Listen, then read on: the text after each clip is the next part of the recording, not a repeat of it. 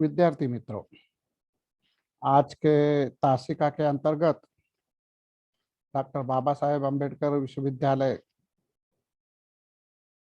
औरंगाबाद के नए पाठ्यक्रम अनुसार बीए प्रथम वर्ष द्वितीय सत्र हिंदी गद्य साहित्य ऐच्छिक प्रश्न पत्र 3 के अंतर्गत रखी हुई हमारी अभ्यास की पाठ्यपुस्तक कथा यात्रा माधव सोनटक के द्वारा संपादित इस पाठ्यपुस्तक के अंतर्गत की 11वीं कथा जो है साहब फिर कब आएंगे माँ,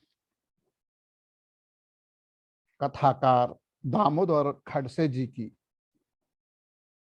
इस साहब फिर कब आएंगे माँ कथा का हम क्या है प्रारंभ करने जा रहे हैं।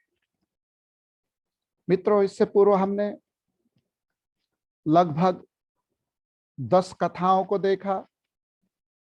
11वीं कथा है, उसके बाद सिर्फ एक कथा शेष रह जाती है और कथा यात्रा का इस पाठ्य पुस्तक के अंतर्गत रखी हुई जो है तो शेष कथाओं का क्या यहाँ पर समापन हो जाता है, या सभी कथा यहाँ पर समाप्त हो जाती है। कथा यात्रा इस पाठ्य पुस्तक को हम क्या है पूर्ण रूपेण देख सकते हैं। उसके पश्चात की दूसरी जो पाठ्य पुस्तक है, क्योंकि इससे पूर्व मैंने आपको बताया था कि बीए प्रथम वर्ष के अंतर्गत द्वितीय सत्र में हिंदी गद्य साहित्य पेपर के अंतर्गत डॉक्टर बाबा साहेब अम्बेडकर विश्वविद्यालय ने 2 छोटी छोटी किताबें रखी हुई है। एक है कथा यात्रा और दूसरी है काग भगोड़ा। इसके समापन के बाद हम उसके और क्या है मुड़ने वाले हैं। तो देख लीजिए, मैं यहाँ पर फिर से आप लोगों को कथा यात्रा के अंतर्गत की कथाओं का जिक्र करते हुए 11वीं कथा को क्या है प्रारंभ करने जा रहा हूँ। पहली कथा थी, मैंने आपको बताया सारी कथाएं कैसे खूबियां वाली विशेषताओं वाली है और संपादक जी ने बड़ी दूरदृष्टि से अलग अलग जो है तो पहलुओं से कलेवरों से जो है तो क्या है कथा वस्तुओं से जो है तो भरी पूरी जो है तो चयन करने का एक सफल कार्य किया हुआ इससे हमें देखने के लिए मिलता है। चाहे वो जमींदार का दृष्टांत हो, या एक टोकरी भर मिट्टी हो, या उसने कहा था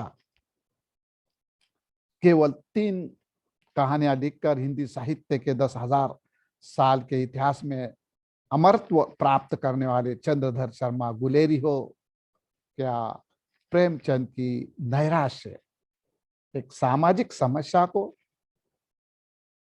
पुत्र प्राप्ति की लालसा को लेते हुए पुत्रियां जो है तो जन्म में आने के कारण किस प्रकार से जो है तो एक नारी की ट्रेजेडी समाज में आज भी प्रचलित है, उसको जो है तो चित्रित किया हुआ इसमें देखने के लिए मिलता है।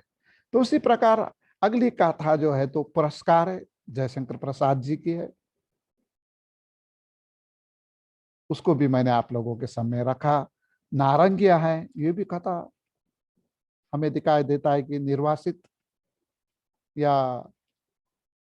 हमें बंटवारे के वक्त जो है तो इधर से उधर उधर से इधर हुए लोगों की जो समस्या है उसको यहाँ पर उन्होंने जो है तो रखने का काम किया।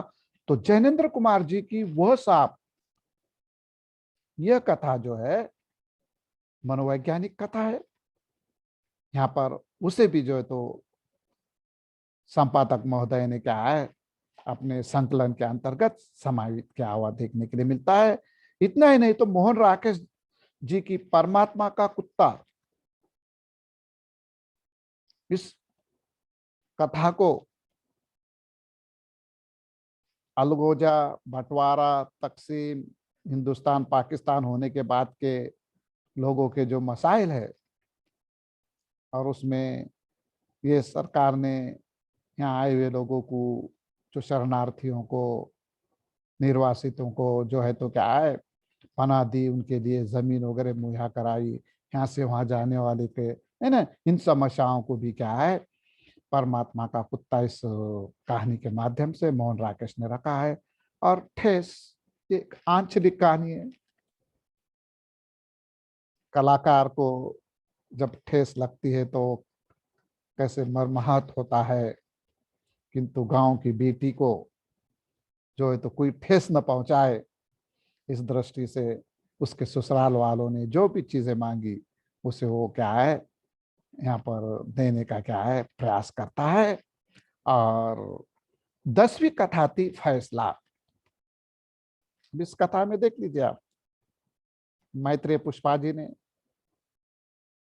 नारी को जो मान सम्मान प्राप्त हुआ है संविधान से, नगर निगम के चुनाव हो कि ग्राम पंचायत के चुनाव हो, है ना, वो नारियां तो चुनकर आ रही है, लेकिन उन्हें अधिकार कितना मिल पा रहा है आप देख रहे हैं।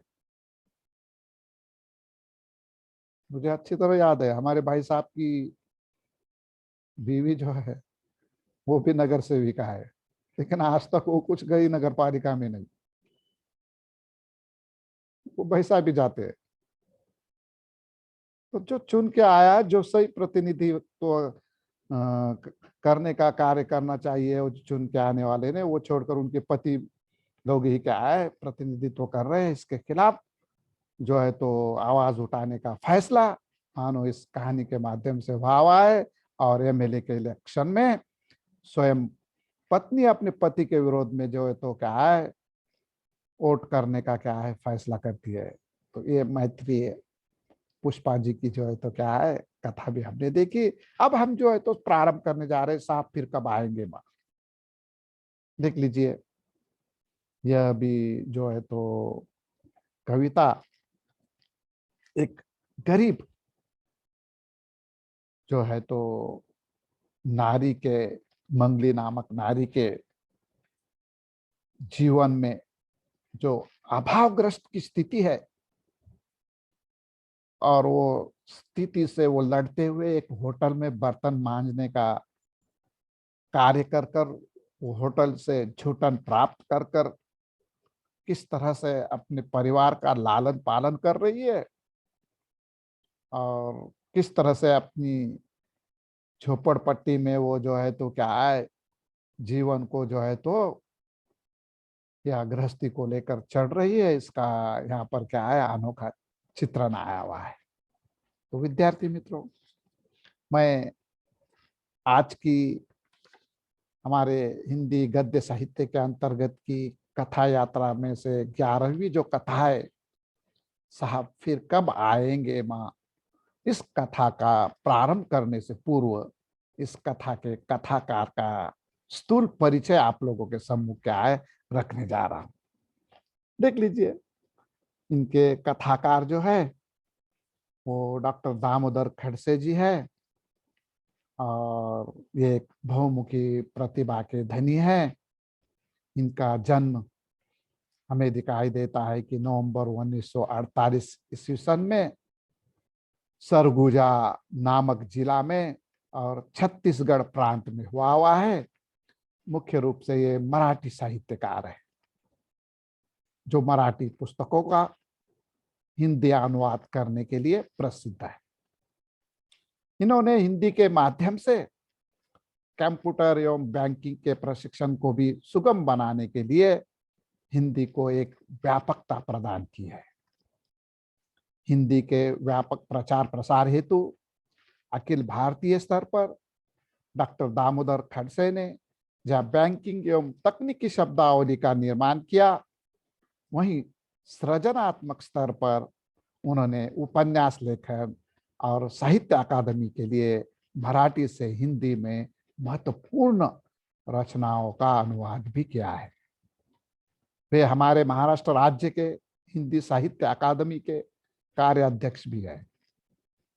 उनके द्वारा लिखे गए लेख, कहानियां, कविताएं, उपन्यास तथा अनुदित रचनाएं विभिन्न राष्ट्रीय एवं अंतर्राष्ट्रीय पत्र पत्रिकाओं में प्रकाशित होती रही है। इन्होंने सरकारी क्षेत्र के बैंकों के राजभाषा अधिकारी के लिए व्यापक प्रशिक्षण कार्यक्रमों का नियमित संचालन भी किया हुआ है। दामोदर खड़से को अखिल भारतीय स्तर पर सृजनात्मक लेखन और अनुवाद के लिए भारत सरकार एवं विभिन्न राज्य साहित्य एवं अकादमियों, उनके साथ ही साथ स्वायत्त संस्थाओं द्वारा विविध सम्मान एवं पुरस्कार भी क्या है प्राप्त हुए वे। केंद्रीय हिंदी संस्थान ने इन्हें गंगा शरण सिंह पुरस्कार से भी जो है तो क्या है सम्मानित किया हुआ है। देख लीजिए, ऐसे ये महान कलाकार है, इनके पास जो है तो एक के बाद एक महत्वपूर्ण पद भी आए हुए हैं।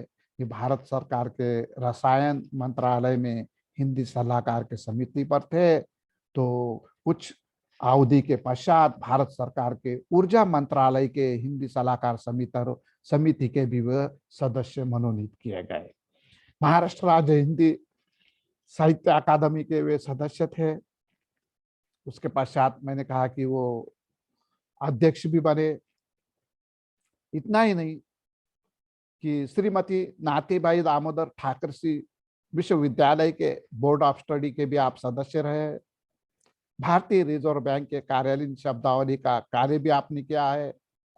भारत सरकार के जल संसाधन मंत्रालय के हिंदी सलाहकार के रूप में भी आपने जो है तो कार्य किया हुआ है। इतना ही नहीं तो भारत के रेलवे मंत्रालय के हिंदी सलाहकार समिति पर भी आप विराजमान थे।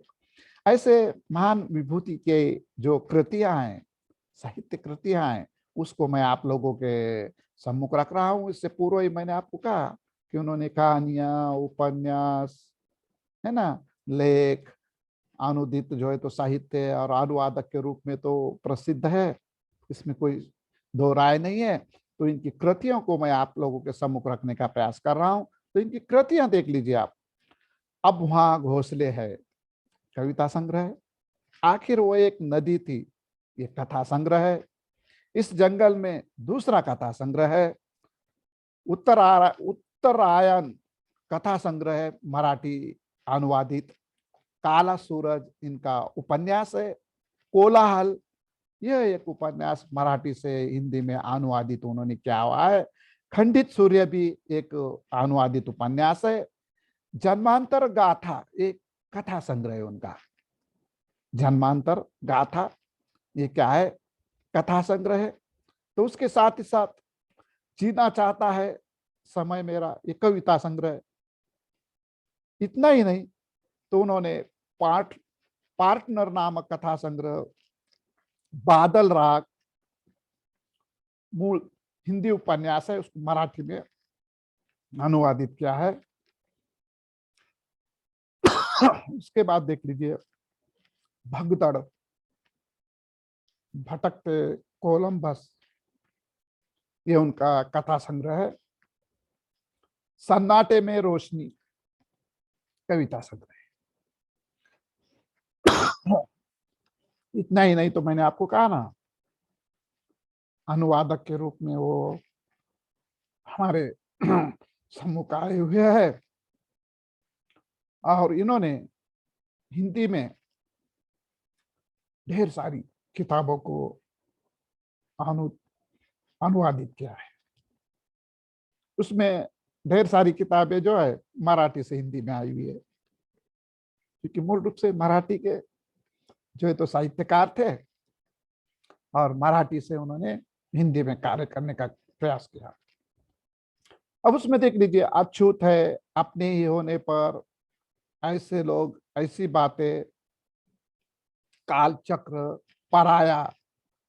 ये पराया जो है मूल मराठी आत्मचरित्र है, उसके लेखक है लक्ष्मण माने और मराठी में उसका नाम है उपरा। उपरा को पराया बोलकर इन्होंने क्या है तर्जुमा किया हुआ है और डॉक्टर बाबा साहेब अम्बेडकर विश्वविद्यालय ने हमारे उसको जो है तो बीए अंतिम वर्ष के पाठ्यक्रम में जो है तो उसका समावेश किया हुआ है। महत्वपूर्ण रचनाएं उनकी पराया, बिरबल साहनी, भूले बिसरे दिन, रामनगरी, विशिष्ट मराठी कहानियां, संघर्ष, सवाल अपना अपना आदि रचनाओं को यहाँ पर जो है तो दामोदर खड़से जी ने अपने साहित्य के माध्यम से हमारे सम्मुख रखने का क्या है प्रयास किया हुआ है। तो मित्रों देख लीजिए, मैंने प्रारंभ में आप लोगों के सामने बीए प्रथम वर्ष के द्वितीय सत्र के हिंदी गद्य साहित्य प्रश्न पत्र 3 के अंतर्गत की जो है तो आप आज तक हमने जो 10 कहानियां ली हुई है उसका जो है तो जिक्र करते हुए 11वीं कहानी को प्रारंभ करने का यहाँ पर संकेत दिया था। और उस कहानी के कहानीकार दामोदर खड़से जी का स्थूल परिचय भी आप लोगों के क्या है सम्मुख रखा। अब उसके बाद हम जो है तो साहब फिर कब आएंगे माँ इस जो है तो कथा का कथानक देखने वाले हैं। इस कथा के कथानक को आप लोगों के सामने मैं क्या है रखने का प्रयास कर रहा हूं। और पूरी कथा जो है तो क्या है हम जो है तो अगले घंटे में या इस क्या बात के आने वाली तासिका के अंतर्गत क्या है देखने का प्रयास करेंगे। अभी हमने पहले इस जो है तो साहब फिर कब आएंगे माँ कथा के प्रारंभ के पूर्व कथाकार का परिचय और कथा यात्रा इस पाठ्य पुस्तक का भी जो है तो क्या स्थूल परिचय या उसके जो है तो जो कहानियां है उसका जिक्र यहाँ पे किया है ना। तो समय की सीमा होने के कारण मुझे लगता है कि ये समय पता नहीं पूरेगा या नहीं पूरेगा। कोशिश कर रहा हूं मैं कि इसको इस समय में जो है तो क्या है समाप्त करने का। मुझे लगता है कि मुश्किल होगा। देखिए क्या होता है। हम यहाँ पर जो है साहब फिर कब आएंगे माँ इस कहानी को जो कि उसके लेखक कथाकार दामोदर खड़से जी एक उल्लेखनीय जो है तो क्या है कथाकार होने के कारण उन्होंने अपनी इस कथा में महानगर के मंगली नामक स्त्री की लाचारी गरीबी की करुण कथा वर्णित की है। मंगली होटल गोल्डन गेट में बर्तन मांजने का कार्य करती है। उसका जीवन विपन्न अवस्था से क्या है घिरा हुआ है। अपने झोपड़े में वो 3 संतानों के साथ रहती है। उसका पति चौकीदार का काम करता है। उसका 10 साल का बड़ा बेटा भी एक चाय के ठेले पर जो है तो क्या है काम करता है। वो घर पर 6 साल की बेटी को 2 वर्ष के छोटे बेटे को सौंप कर सुबह ही अपने काम पर निकल पड़ती है। देख लीजिए ये जो साहब फिर कब आएंगे माँ इस कथा के अंतर्गत कथाकार ने दामोदर खड़से जी ने आर्थिक विषमताओं से जकड़े परिवार का मनोहर चित्रण किया हुआ है जिसमें बर्तन मांजने वाली मंगली को झूठन खाने की नौबत आती है। उसके जीवन की विपन्नता अभावग्रस्तता तथा दुख का मार्मिक संवेदनात्मक चित्रण लेखक ने अपने शब्दों में अभिव्यक्त करने का क्या है प्रयास किया हुआ है। विद्यार्थी मित्रों साहब फिर कब आएंगे माँ इस कथा के अंतर्गत मंगली नामक जो है तो क्या है एक प्रमुख पात्र है। इस मंगली के इर्द गिर्द जो है तो ताना बाना बुनती हुई साहब फिर कब आएंगे माँ ये जो है तो कथा की कथा वस्तु क्या है हमें देखने के लिए मिलती है। इतना ही नहीं मित्र आज समाज में न जाने कितनी मंगलियां हमें देखने के लिए मिलती है। आप यदि उन्हें देखने का प्रयास करते हैं तो जाइए आपके शहर के गरीब गुरबा इलाके में जाइए झोपड़पट्टी झोपड़पट्टी नुमा जो है तो विभाग में जाइए जहाँ इनामी जगह वगैरह होती है और लोग जो है तो क्या है अपना टीन का घास फूस का जो है तो क्या है मकान बनाकर उसमें अपना जीवन यापन करते हैं। यानी समाज के निम्न स्तर के एक वर्ग की जो स्थिति है उस स्थिति से दामोदर खड़से जी ने हमें इस कहानी के माध्यम से जो है तो आगाह किया है। हमारे समाज में आज भी ऐसे लोग हैं, उनकी अवस्था कितनी बद से बदतर है। ऐसे ही लोगों के परिवार में कुपोषण का भी जो है तो मसला उभर कर आता है। ऐसे ही निम्न स्तर के परिवार के अंतर्गत जहां शिक्षा का अभाव है, और शिक्षा का अभाव होने के कारण बेचारी ये मंगली किस तरह से अपना कार्य करते हुए परिवार को आगे लेकर चलना चाहती है।